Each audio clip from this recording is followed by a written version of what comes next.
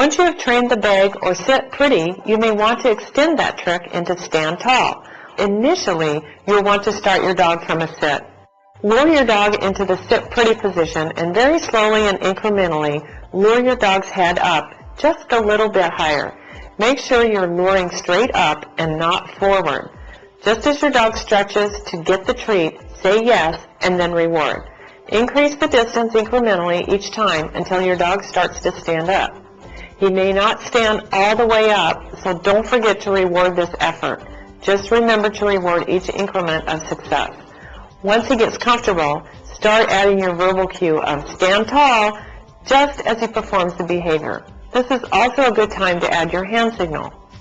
Here's a bonus tip. Once your dog rarely performs this trick, you can add an additional element by luring your dog to take a step forward. Remember to lure forward in very small increments instead of luring up, as you did for the stand tall trick.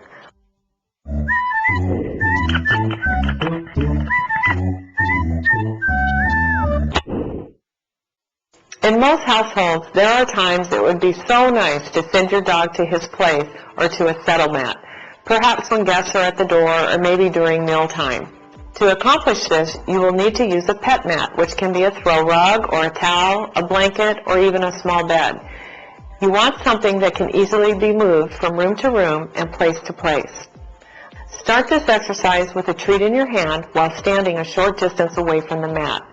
Walking quickly, lure your dog to the mat. If he even just touches the mat, say yes and drop the treat on the mat for him to get. Don't hand feed your dog the treat. Make sure they get it off the mat. Every dog is different, so pace this exercise to your dog's energy and interest level. After several practice sessions, over a 2 or 3 day period even, you will notice that your dog is starting to go to his place almost without encouragement from you. Don't forget to say yes and reward on the mat each time he goes to his mat. As he becomes more enthusiastic about going to his place, start removing yourself from the equation by not walking all the way up to the mat. The idea is to gradually add distance every few times you have him go to his mat. As he approaches the mat, start adding your verbal cue and hand signal.